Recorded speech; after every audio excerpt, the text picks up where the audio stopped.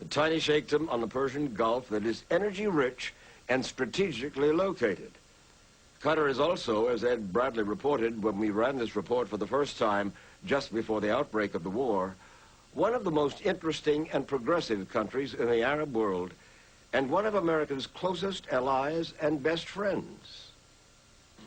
Located on the outskirts of Doha, the capital of Qatar, is a military base called Asaliya, a warehouse facility with a deliberately low profile. More than 1,000 U.S. troops are stationed here, but you'd hardly know it. These flags behind me, the flags of Qatar and the United States, are the only visible symbols that this base, Asaliya, sits on some of the most strategic real estate in the Middle East. Since the end of the Gulf War, the United States has used these prefabricated warehouses to store everything from Humvees to tanks. Most of that equipment has now been moved out and into position. This is the forward headquarters for the U.S. Central Command. And this is Al Udeid, the second American base in Qatar, only a half-hour flying time from targets in Iraq. Qatar spent $1 billion on its construction on the theory that if we build it, the Americans will come. And they did. Sheikh Hamad bin Jassim Al Thani is Qatar's foreign minister. Does the presence of U.S. bases and troops guarantee your independence, guarantee your freedom, guarantee your natural resources? I don't want to take it this way, but it is a comfort for us. Let us be frank. Do you think Qatar needs protection from outside? Yes, we need a superpower to be with us because of the wealth which we are going to have in a very near future. That wealth comes from natural gas. 500 trillion cubic feet of it lies beneath the Persian Gulf off Qatar, the largest single natural gas field in the world. It's already made the people of Qatar, known as Qataris, rich.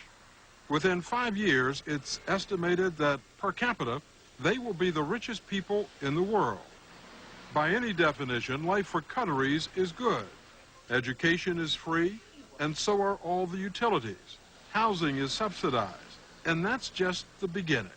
Do Qataris pay taxes here? Not yet. Not yet? Not yet. Sheikh Hamad bin Khalifa Al Thani is the ruler of Qatar, the Emir. And do they pay for a doctor, for hospital care? No, not yet. These are some of the benefits, according to the Emir, of living in a tiny, extremely rich country. Ruling this conservative tribal desert kingdom has been the Emir's family business since 1867. He is the one. But after 135 years of hereditary autocratic rule, Sheikh Hamad decreed that it was time for Qatar to try something which in the Arab world is rare: democracy. There is no one could say that he will be the qualified person to lead. They have now.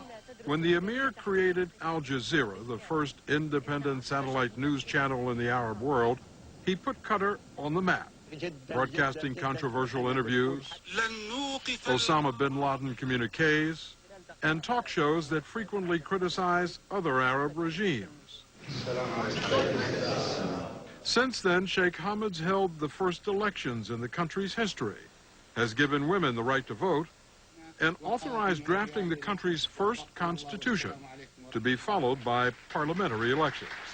When the world looks at Qatar, that's what Sheikh Hamad would like it to see: a progressive country practicing democracy.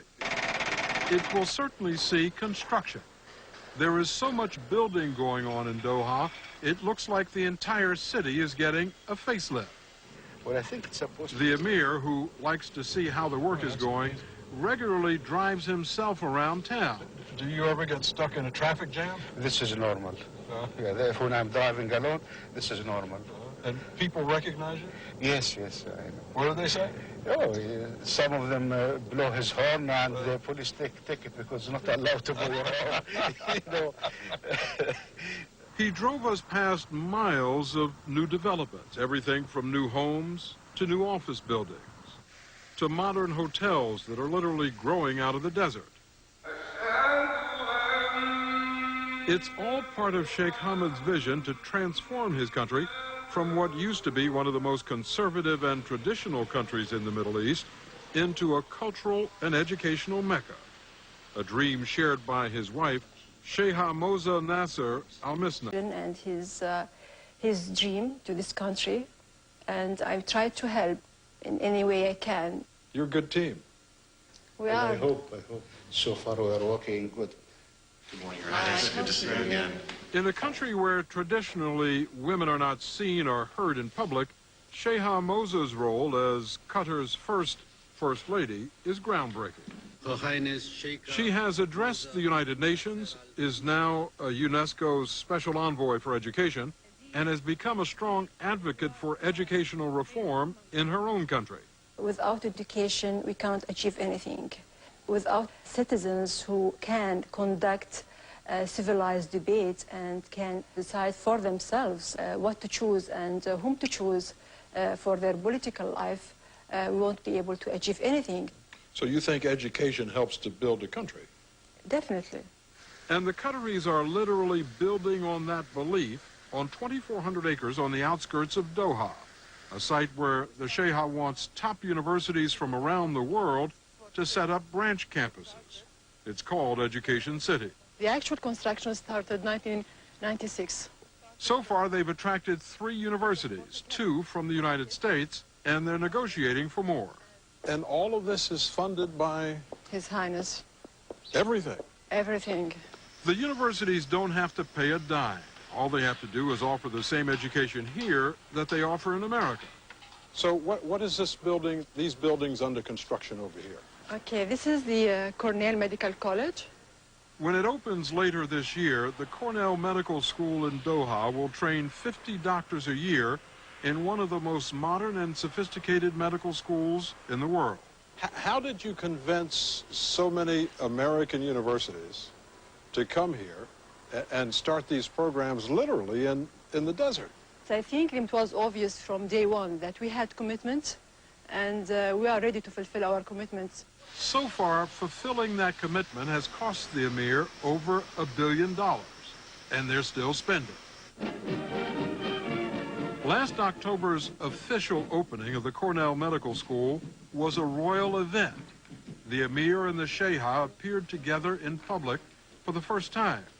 And for the first time, television cameras were permitted to show her face, breaking a social taboo. Good evening. Your Highness, if a social taboo had to be broken in order to deliver this message, so let it be. But my intention was not to break the taboo. My intention was to show the importance and how the education is on the top of our agenda. Another item on the top of her agenda is women's rights, which have improved dramatically since her husband became the Emir. Women can drive a car. Definitely. Women have the right to vote. Definitely. They can run in elections. They can hold elective office. Right. They can dress as they wish. They can be completely covered or not have a veil. Right. They can work alongside men. Right. That's change. But don't we all change? You can see some of the changes in education at Qatar Academy, a private coeducational school in Doha, where students have access to modern ideas and technology, and teachers are implementing changes the Sheikha wants to spread throughout the entire public school system. Life here is tranquil. Almost everywhere you can see a mixture of the old and the new. There's a growing affinity for American culture, and no outspoken opposition to the American presence or the Emir's changes. American investment is increasing dramatically, especially in natural gas.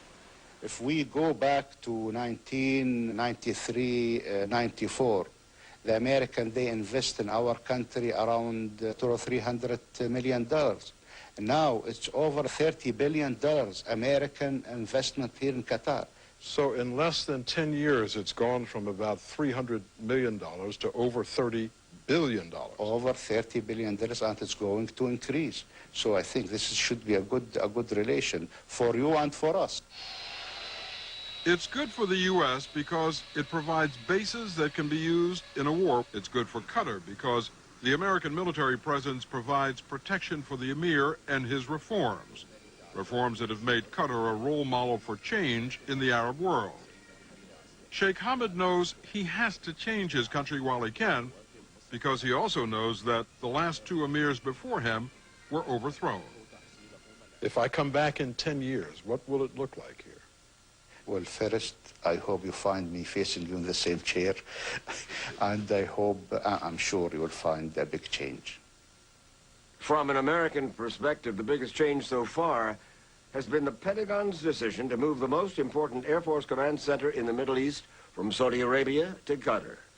From a Qatari perspective, the biggest changes include approval of a constitution, creation of a parliament, and electing the first woman in the country's history to public office. But the Emir is not giving up political power. The new constitution stipulates that in future, the country's rulers will be his descendants.